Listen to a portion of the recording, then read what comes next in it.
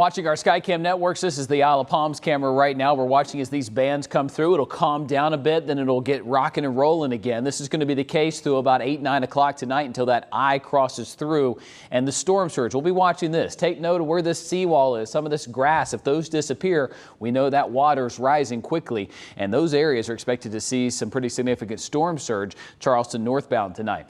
Here is the latest with Idalia. We're watching it closely. It's a Category 1 hurricane still over Georgia. Notice the intense dry slot right in here. This is because the hurricane itself is wrapping in dry air from land, and most of the moisture is here on the north side of it.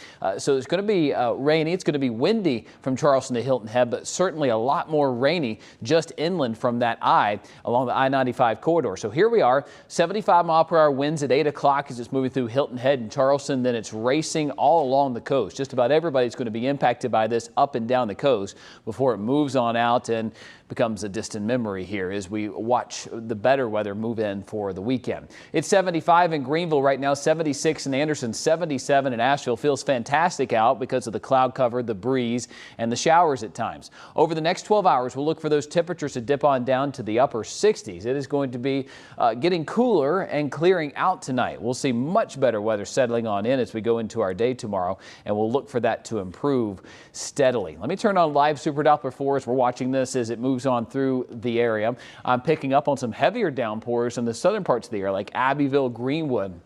Let me put this in motion right here. You can see there's some pretty good steady rain across Greenville and Spartanburg. Here's Newberry to Greenwood County. As expected, those areas do have the heavier downpours. We've got a flood watch here from Greenwood to Lawrence to Union. Those areas have had a lot of rain here lately, so if we get too much consistent rain, we could have some flooding in those locations, but so far so good with the rain being steady enough. A severe threat. We've already had a couple of tornado concerns. In fact, it looks like a tornado tried to touch down earlier today in Charleston. There's a high risk for severe weather there right along the eye.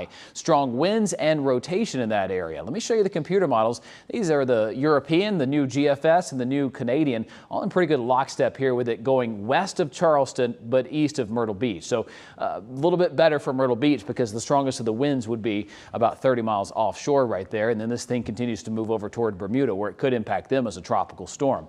Excessive rainfall.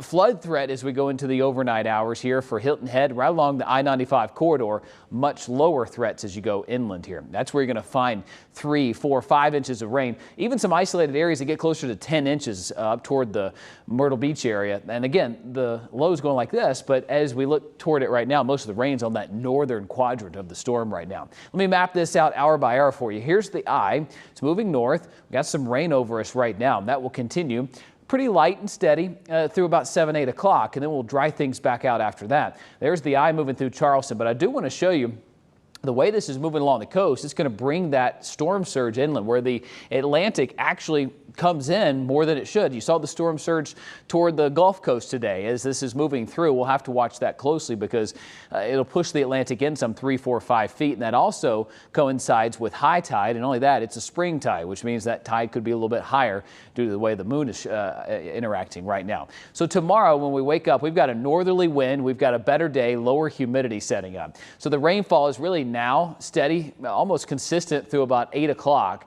By then, it's just spotty going into the overnight hours, and we'll clear things back out. So tomorrow morning when you wake up, we'll wake up to the 50s in the mountains. I'm telling you, it's going to feel great over the next several days.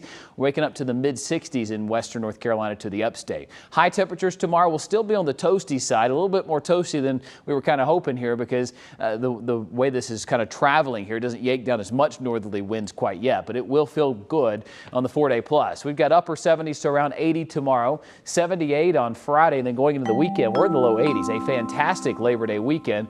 We know it can be well into the 90s on Labor Day this time of the year, but hey, not so this year. We're at or below normal through Labor Day. Western North Carolina dry, and if you're going to the North Carolina Apple Festival, it's the biggest festival in North Carolina any given year, even Charlotte or Raleigh. It's going to be packed and it's going to be nice. We'll see temperatures in the mid to upper 80s with lows at night comfortable in the 50s.